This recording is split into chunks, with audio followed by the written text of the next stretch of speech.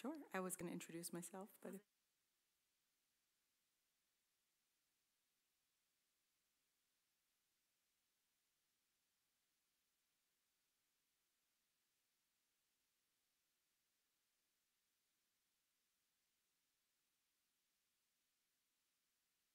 Turned it off.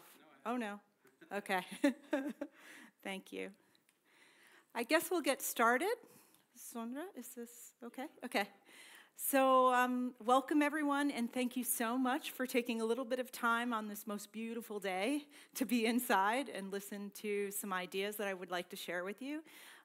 So I want to introduce myself. My name is Mia Zamora, and this little discussion will be about the selfie, unselfie project that I did alongside my Fulbright colleague. Her name is Hannah Kelley, and she's based in Trondheim. And let's see. Yeah, that's who we are. So my name is Mia Zamora, and I'm currently teaching at the University of Bergen at the Department of Digital Culture. And my colleague who is not here, because she's based in Trondheim, is Hannah Kelley.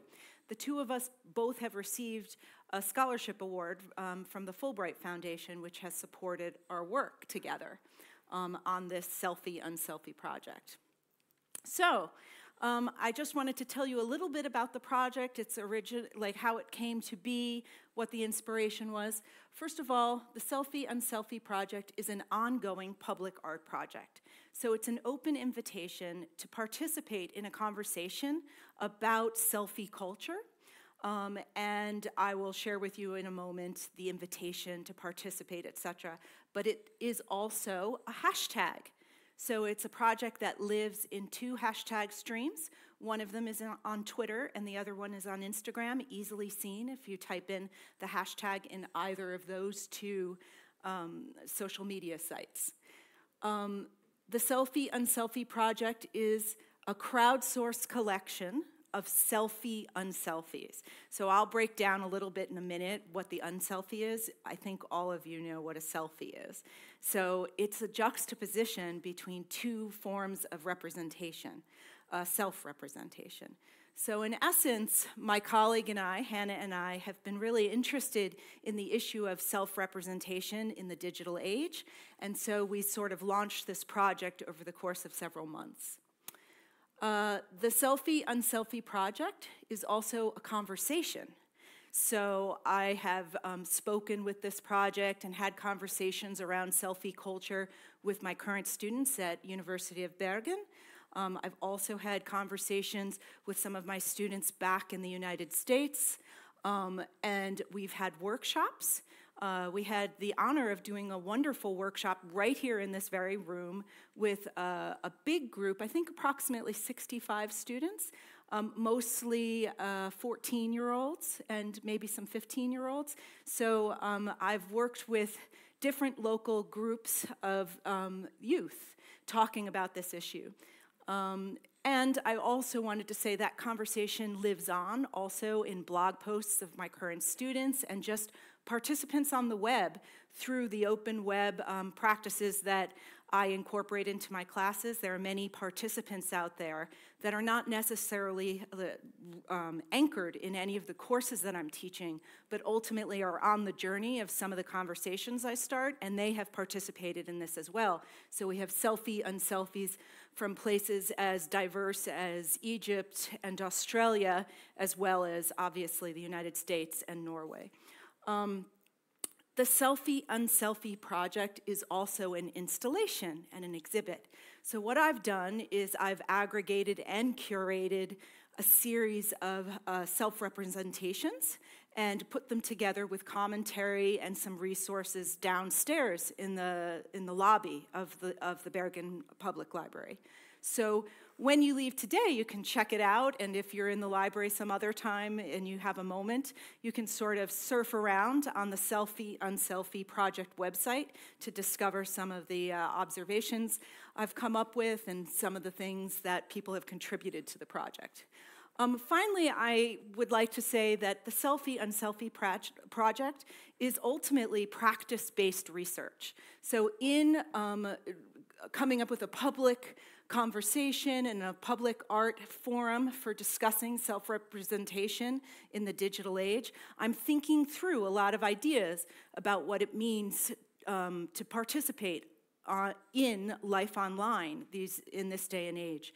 So probably there'll be some sort of form of scholarship that results from this outside of the exhibition after I sort through further some of my findings and observations. So a few thoughts behind the Selfie Unselfie project. And I should mention, by the way, that my 11-year-old son created the branding for this project, and I'm quite proud of him for being able to pull that together in 5 minutes. So it just shows that kids can do these days when you give them a computer. At any rate, some thoughts behind the project, how it came to be, what inspired this journey. The first thing is that selfies are often associated with a narcissistic impulse, right? You know, we want to sort of look our best, project our best selves out there. We're interested in looking perfect, so to speak, air quotes, of course. And I think that sort of the long shadow of narcissism that narcissism has cast on the selfie is problematic, that there's a whole lot going on in what happens when we choose to represent ourselves online, what we're thinking about, and what our motivations are in sharing an image of ourselves. So yes, there's often a problematic association with narcissism, but I'm pushing back on that a little bit and hoping to think about it in more complex ways. Also, selfies as self-portrait. There is, of course, a history of self-portraiture in art history.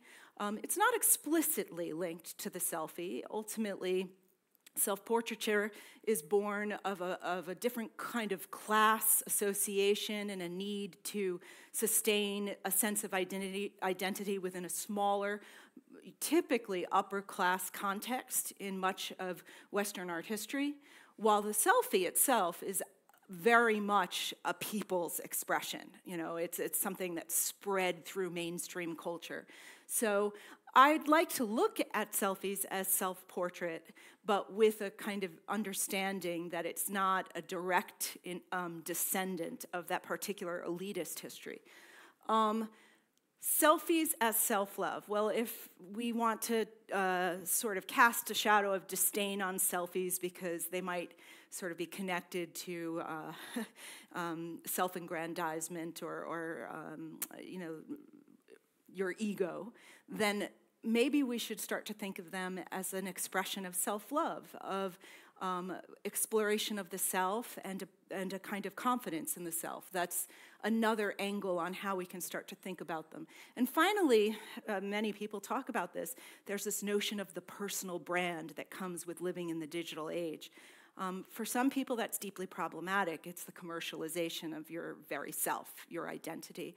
But it could also be something that creates a form of continuity and sort of empowers one's sense of self as they step out into the public world in digital and online spaces. So I want to think about the complexity of that idea of branding oneself. So a couple of questions here. What layers of our true selves can be shared in a selfie? This question of authenticity of identity is complex, of course, but a traditional selfie, a selfie of an image or a photograph, is often seen as a kind of limited form of true authentic self. Another question that I'm sort of coming to this project with, what does it even mean to be authentic in digital life anyway? How can we locate a true sense of self in the complexity of online spaces, in social spaces, etc.? So that idea of authenticity and a question of connecting with others as a kind of expression of authenticity is something that I'm curious about. Come on in. And also, another question. Can thinking about self-representation in the digital age help us make better decisions about sharing parts of ourselves and even understand one another better? So there's a whole question of how we navigate online spaces so that we represent ourselves safely and securely. Of course, that is a kind of ongoing conversation, especially when we think of raising children and youth in general. But I'm also interested in how we might be able to understand ourselves better by thinking about the selfie as a complex artifact, cultural artifact. So those are some opening questions that sort of informed the preparation for this project. Now, in this slide, I basically have a video which served as the invitation, the public invitation to participate in this project. So I think, okay, thanks, Sandra. He's going to press play.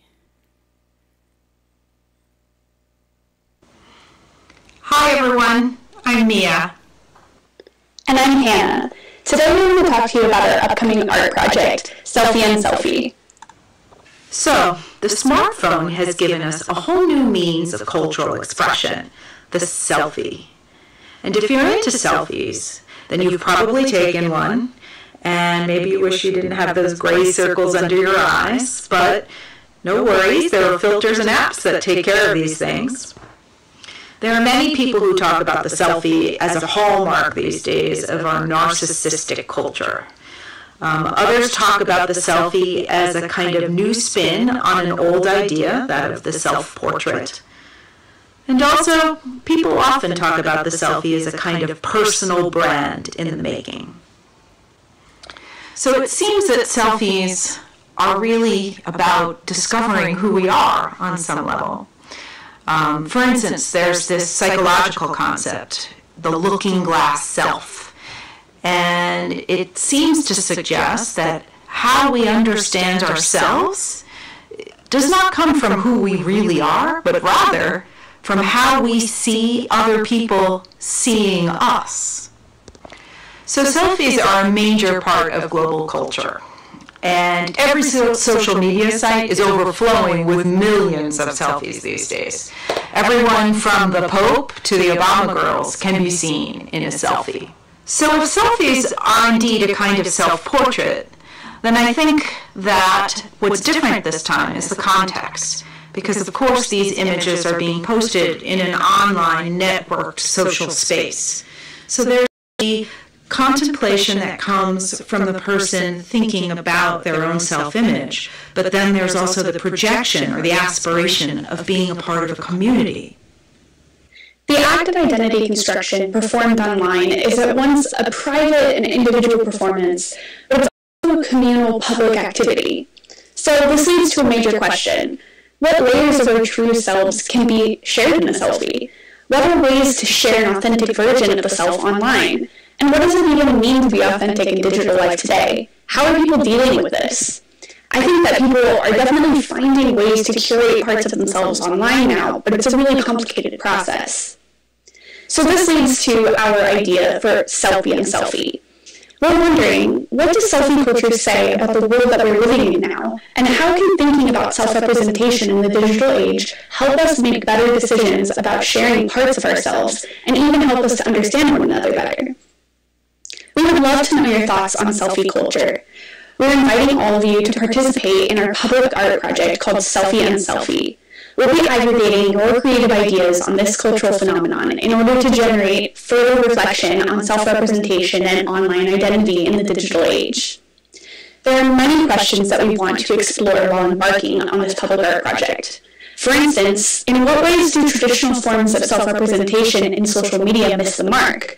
What aspects of yourself are not captured by your best selfie, and how would you choose to display other aspects of yourself online?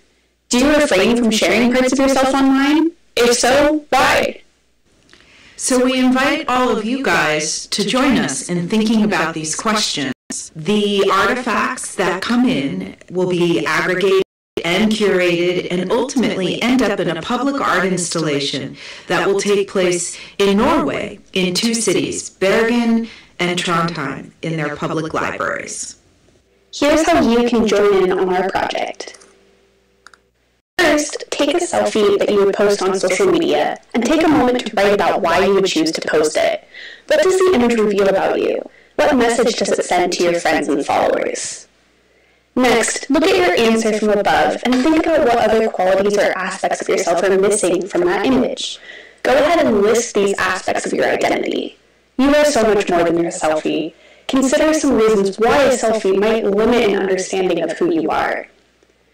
Next, we invite you to compose an unselfie, a representation of yourself to be shared online, but one that's not limited to a self-portrait. How could you present a part of yourself with a different kind of image? It doesn't have to be a picture of you. There are many ways to represent yourself visually. Now, create the image that is your unselfie. Step 4 is to write your artist statement. Now, take the time to write a caption that's a few sentences long, explaining your choices in rethinking your selfie and why you made your unselfie the way that you did. Finally, post your work. Pick a platform of your choice, Twitter or Instagram, to post your selfie and your unselfie along with your caption. We would love to showcase your ideas and images in our art installation at the public library. If you would like to be included, be sure to include #selfieunselfie in your caption and be sure to post your picture on a public account. Or you can send your work to selfieunselfie@gmail.com. Thank you for participating in Selfie Unselfie. We can't wait to see what you make.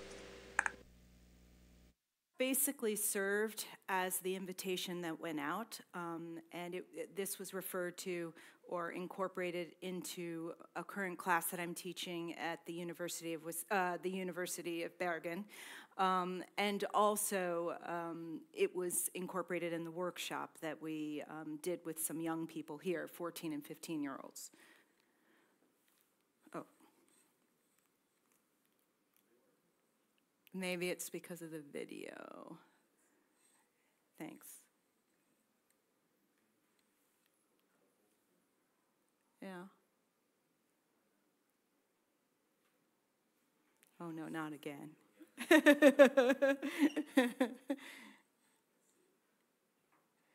Taking that video was particularly painful. I was holding up the camera and then I forget in the middle of what I was talking about and have to redo a retake. So there we go. Okay. Yeah. Mm-hmm. Oh.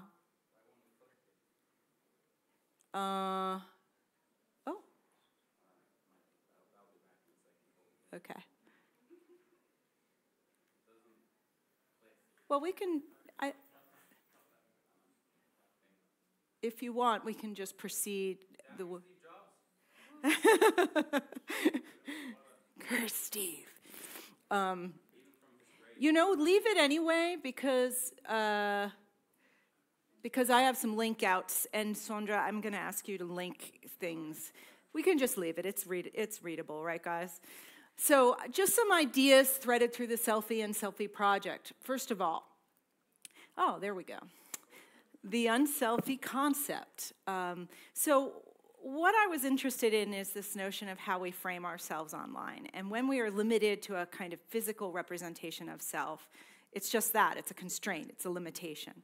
So what I was hoping to do in sort of juxtaposing the traditional selfie against this notion of the unselfie was to open up a space for sharing one sense of self that was a little bit more intimate, a little bit more personal, and also sort of put into conflict or counter the limits of the physicality online in regards to identity.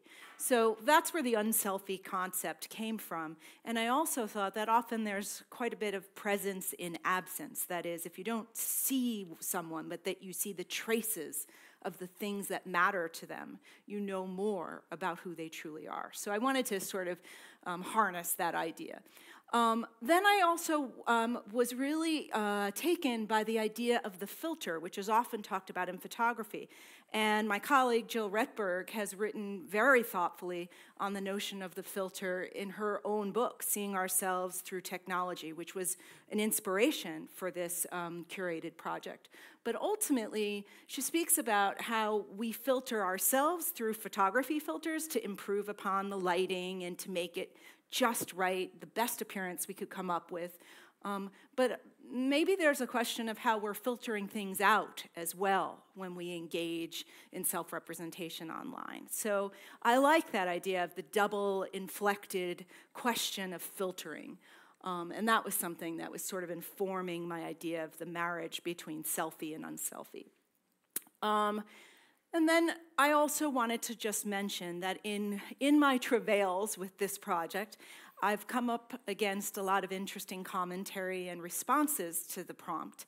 I will tell you all that there's been quite a bit of expression of vulnerability in considering the invitation. That is, the sense that to participate in this project is to put oneself out there in a way that makes one vulnerable. Not necessarily in a political sense, like data tracking, which is a very real problem right now in digital culture, but in a more sort of immediate sense, that someone might not receive it positively or be mean about the picture or make the kinds of comments that hurt, etc. So that notion of vulnerability is like a cloud that hovers over a sense of how we share online.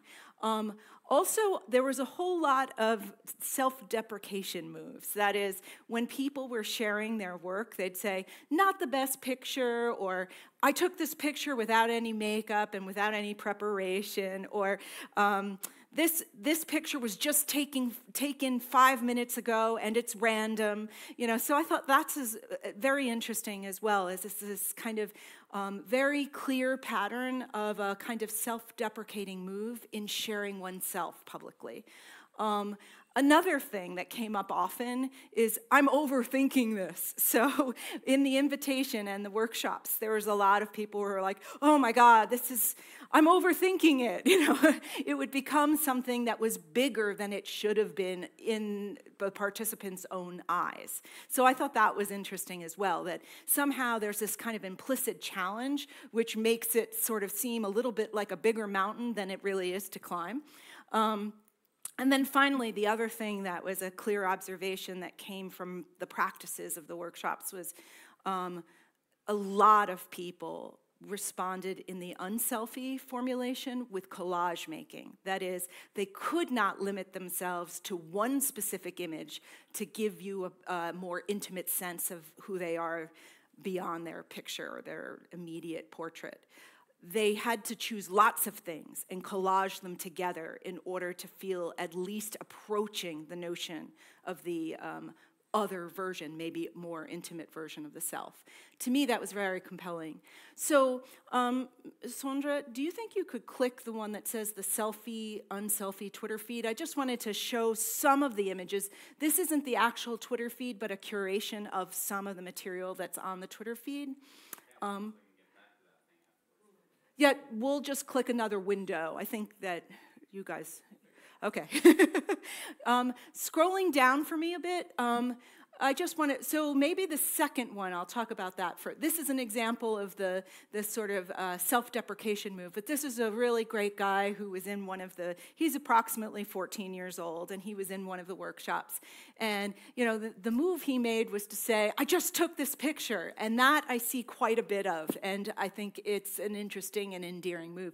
But I also liked that he gave that bass for the guitar as his unselfie, because it's sort of almost like a puzzle visually. You have to wait for a moment and sort of figure out what that is and then put two and two together to make sense of the fact that he's a young, emerging musician who really sees himself through the music he makes.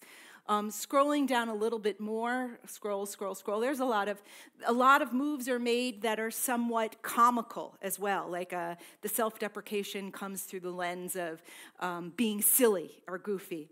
But here we have a student who gives a very clear sense of why she feels that this selfie is a kind of best foot forward in that sense of traditional physicality, no blemishes, ready to go out at night, feeling good about myself, wanting to share that with the world. And in her unselfie picture, she says she's actually worried and feels a kind of anxiety, but to her, in her own blogging about this was the truer or the more authentic sense of self. Scrolling down a little bit more of this one, Elias, He's an example of an overthinker. Oh my God, you know, harboring all kinds of questions about what to do before he gets to it. But he chooses his Game of Thrones mug shot as his traditional selfie, while choosing a kind of draft of a game design that he's come up with as a real sense of who he is. So these are just very brief examples of the kinds of things people did. So Sandra, can you take me back to the slide? There's some other links. I think you click on, no, not down there. Project, Google Slides. It's the window right above, yeah. Okay, so, so we just need to, I can do this, I think. Yeah, okay. So a couple of other links there. I have some links to specific blog posts. Evian, who's in the room here. And then also, I think my student called Rika, and I think also we already looked at Elias's on the Twitter stream. But I think, why don't we click on Evian's, because she's here, and she could elaborate on her own comments. That's the first link up here. Yeah. Thank you. So in her blog, I'll read it aloud. Selfie. Even though a selfie, an image, is supposed to say more than 1,000 words, it is still a challenge to, and even maybe impossible, to portray your whole authentic personality in one single photo. Why is this a challenge? Because any one personality is so complex and layered that a picture of one's face is simply not enough to tell the story of who a person is. And then scrolling down. What is in a name? What is in a face? How much of the true authentic Evian is communicated through an image of my face alone? Your face is like the icing on a cake. It does not communicate too much about what went into making the cake. In a similar way, one's face and appearance might give you a clue to a few aspects of a person, but there is still much left hidden. Can you tell from this image of me that I love books and reading? What kind of books I like? Or that I really enjoy food or cooking? How about that I have a partner and a cat that I love very much, or my level of crazy cat ladiness? And indeed, everything else that is me. A lot is not communicated through this one selfie. Unselfie. In an attempt to let the cat out of the bag and reveal a little bit more about who I am, I figured that my rather unsorted, messy bookshelf would be a good representation. It reveals a lot of what I like to spend my time doing. You have my cooking books, my fantasy books, books collected from various studies, art books, sketchbooks, my partner's books, and indeed the fact that I have attempted to keep a sorted bookshelf, and it ended up being ending up a bit messy and overcrowded is also quite descriptive of my personality.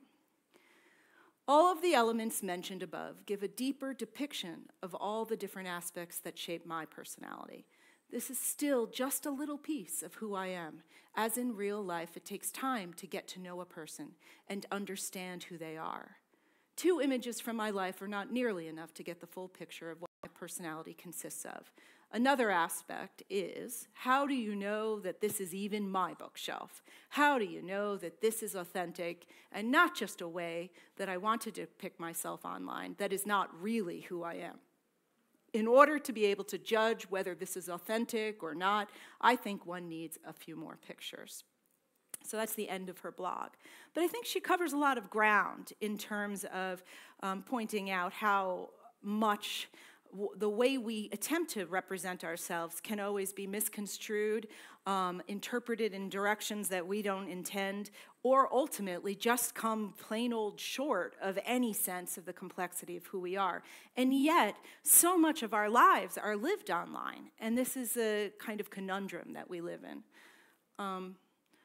Moving on. So I'd like to end my brief little talk with just some observations that I came up with in my movement through this project. First of all, I'll explain that downstairs is what I call the installation or the exhibit. And ultimately what that is a kind of curated grid of some of the images that came out of this, but it's also a website.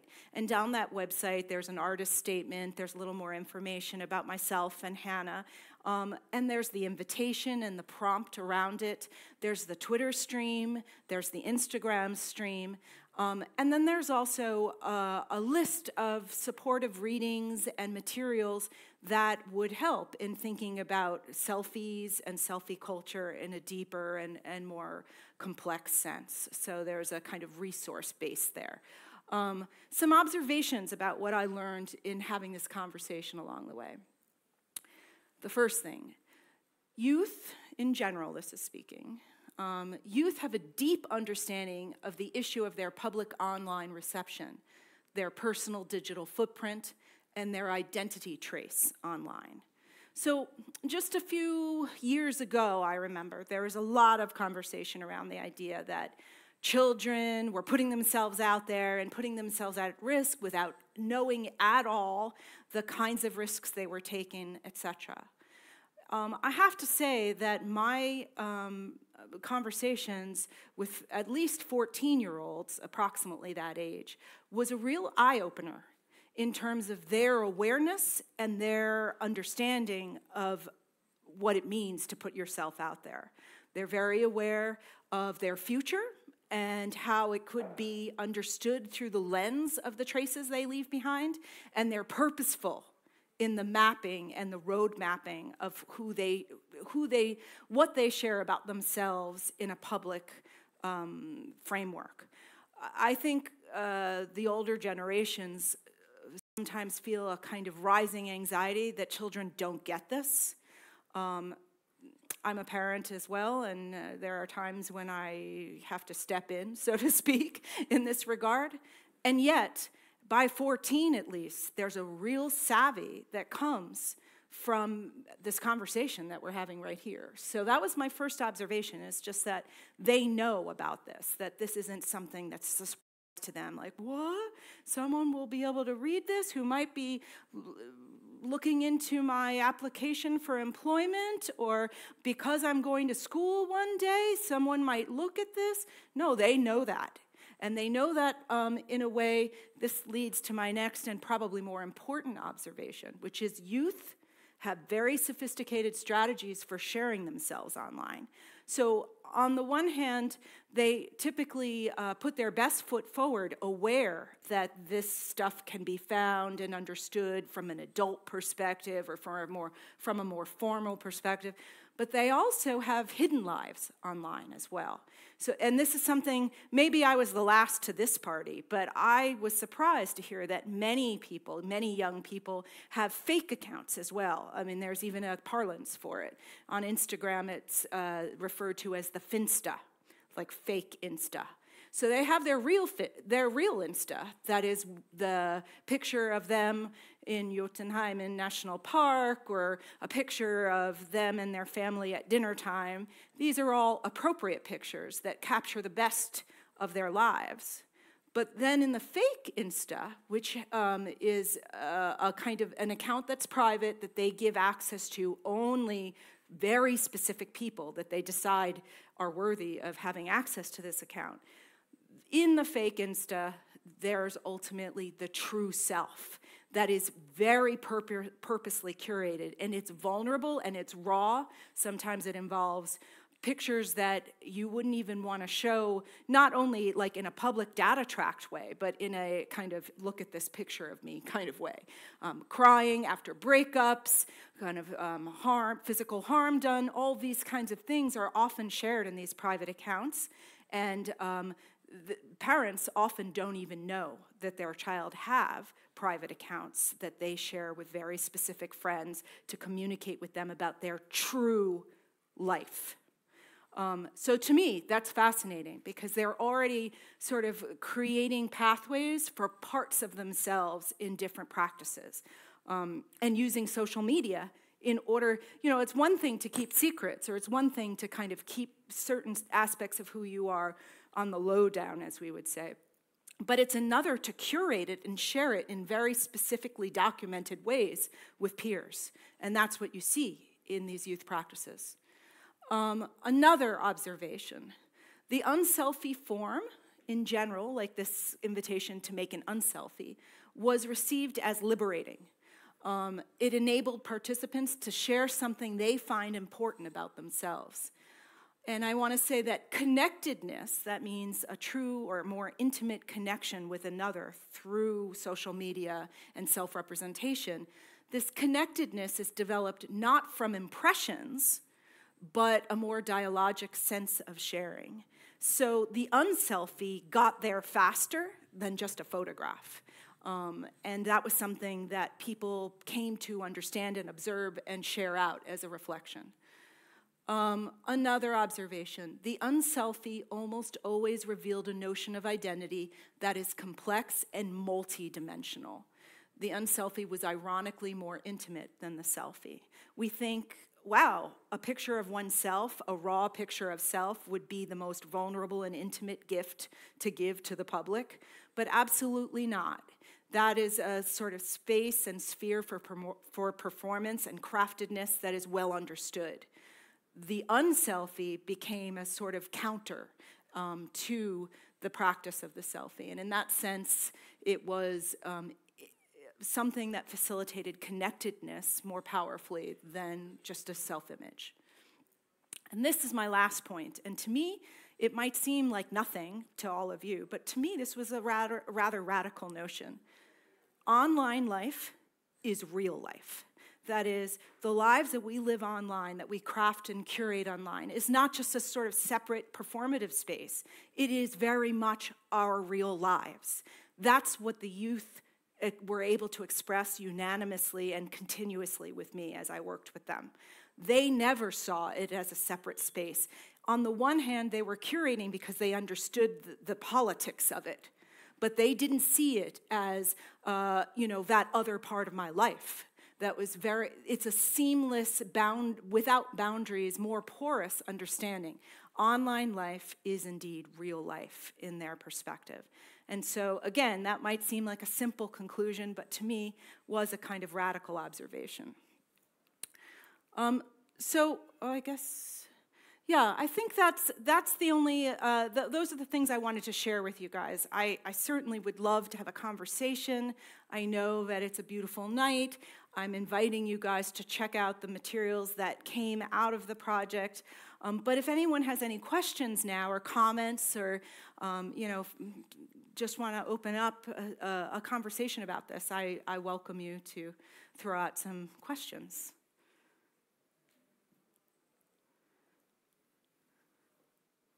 Shy. Oh, Nicholas, thanks. Well, this digital awareness amongst the Yeah. Do you think this is like a national thing, a Norwegian thing? That's a good question. I am not quite sure. I don't want to pin it down very clearly. In all honesty, I was really impressed with the children that I met, the younger ones that I met here in the Bergen Library. Impressed in the sense that, one, they were very savvy about representation online and at the same time did see it as real life. But impressed also because they were on task, they were engaged when asked to think about certain things and then kind of work through it. They came up and would take the microphone. So there was a kind of maturity level there that I was really impressed with. So it could have been something that was representative of this particular group. I don't feel comfortable making grand moves towards this is a national phenomena or not.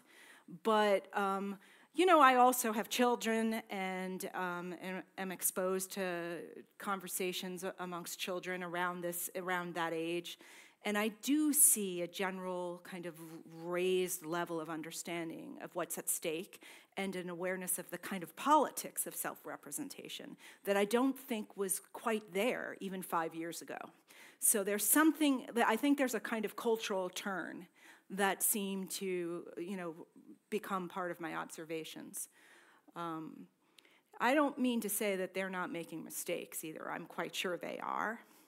but there's somehow it's become more common parlance enough that they know they're supposed to be curating themselves in smart ways.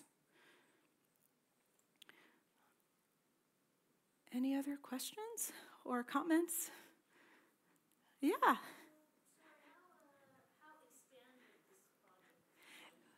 How big? Like how many people? All that kind of question? Or? Yeah. Yeah, that's a good question. So the way in which I kind of launched the hashtag was through the vehicle of my own networks. So in essence, a big university class in Norway was aware of it. The children that were brought into the library were aware of it. So yes, clear representation in Norway. And in some ways, that gives what's downstairs a very local flavor, which is something I was after, because this is the Bergen Library, and it's a kind of specific community. And what you see down there is mostly representative of the local. But there are many other participants as well. Obviously the US, because my networks extend there. But also I was mentioning earlier that the way I teach is sort of an open online kind of connected learning framework. So there are many people who are a part of my networks that are other educators or artists and people who I know from a variety of professional settings who jumped in there too and participated. So other countries are represented as well, but not in droves. This isn't any kind of scientific study. It's much more a whimsical public art project that is resulting in observations that are meaningful for me as I further think through what kind of scholarship I might want to pursue next. I should also mention I was really inspired by a colleague I was just visiting at UC Berkeley, and she's also a professor of digital culture and electronic literature, just like myself. And she was doing a really interesting project called Selfie Poetry, in which she transformed herself as actress or as performative. And then through language and expressiveness physically, came up with some really interesting takes on selfies and selfie culture. So I included her work downstairs as well, if anyone gets really curious. But there are many different ways in which we can think about this moment culturally and sort through what's at stake and how people are interacting and understanding each other. For me, always one of the root, I'm a humanist at heart, and one of the root questions and sort of things that informs my work is how can we understand each other better so that the world can function a little bit better. It's just a very basic value that I bring to all of my work. So in some ways, this little, foray into curating these expressions, it was informed by that thinking. You know, how can we understand ourselves better when we're faced with these kinds of technologies and these kinds of frames for seeing each other? And it's so darn prevalent, right? So that's a bit about the kinds of questions I'm asking. But where it goes next, I'm not quite sure. But I have faith in myself I'll come up with something interesting. And maybe this will be expansive. In terms of participants, this can continue on, you know, like so.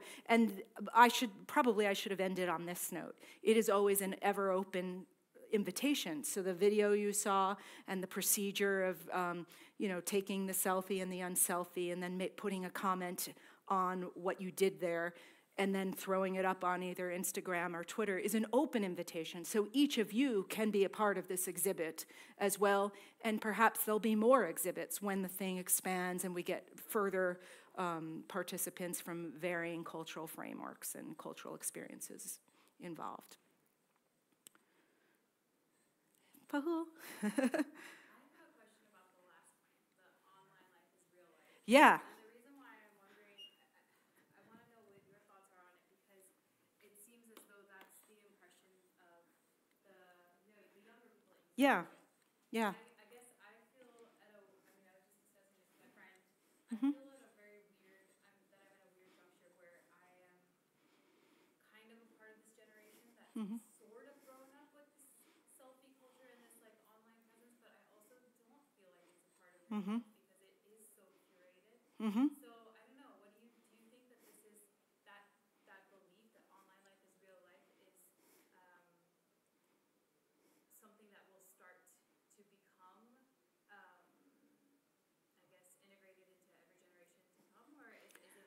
Yeah, that's an interesting question. It's almost like, will this framework age out of thinking of online life as a separate life than like real life? And see, even the language we use is the default place, right?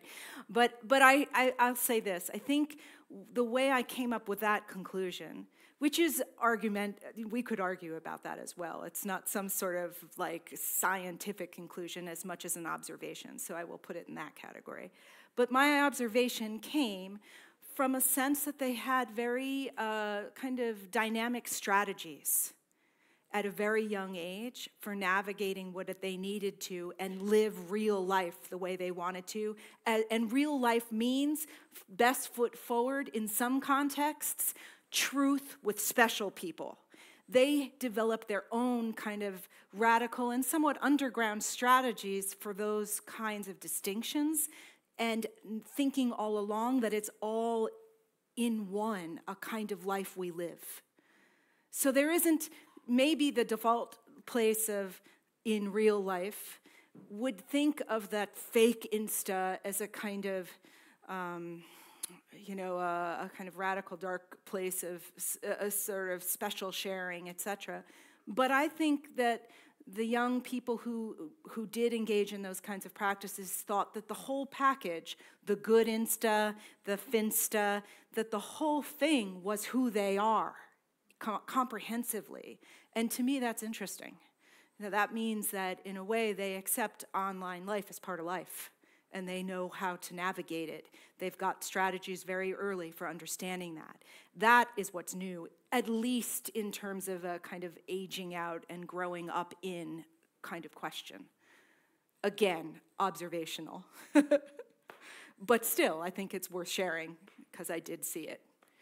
Not once or twice, but in pattern. Any other questions, guys? Thank you so much for coming out on such a beautiful night, and I invite you to check out what's downstairs and see all the beautiful people of Bergen and all the ways in which they choose to share a bit of themselves. And hopefully we can continue to be thinking about these things reflectively so that we sort out what it means to share online and continue to get at that question of humanness and connectedness as we figure it all out and read the landscape. Thank you.